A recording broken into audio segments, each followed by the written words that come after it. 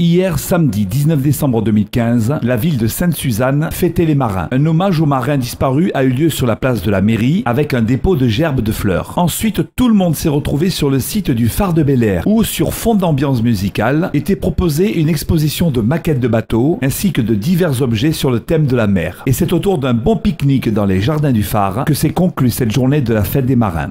Donc actuellement, aujourd'hui, on a fait une journée avec la présidente de l'ASMR, qui est l'association de sauvegarde de la mémoire réunionnaise. Une journée commémorative, une journée de dépôt de gerbes pour honorer ceux qui nous ont quittés, qui nous ont quittés au combat. Et la présidente met en avant de ce fait que les marins, puisqu'elle a un phare, les marins sont illuminés.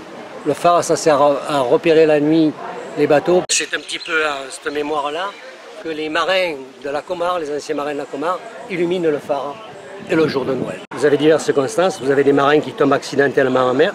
Il n'y a pas que les marins de la marine nationale, malheureusement. Il y a d'autres marins.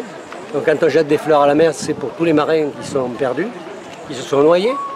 On pourra en sauter beaucoup, dont Sudal Fuma, qui s'est noyé aussi. Donc c'est un peu une commémoration pour ceux qui sont morts pendant cette guerre, qui ont coulé avec leurs navires. Il n'y a pas que, d'ailleurs, il y a des troupes de combat aussi qui ont été anéanties en mer. Et puis pour tous les marins qui se noient accidentellement ou malheureusement volontairement lors des combats ou autres. Au niveau du dépôt de gerbes qui s'est réalisé au monument aux morts de Sainte-Suzanne, aussi bien sur le front de mer, quand on a jeté une rose chacun, bien sûr, pour honorer ceux qui sont partis, parce que malheureusement, les trois quarts du temps, on ne retrouve pas les corps. Donc c'est leur tombeau, la mer. Et c'est là où on leur rend hommage et où on commémore leur disparition. Si on prend le cas d'un certain navigateur qu'on connaît bien, on a retrouvé son corps au bout de 2 mois, c'est une chance. Mais en règle générale, la mer, ça comprend beaucoup de poissons prédateurs.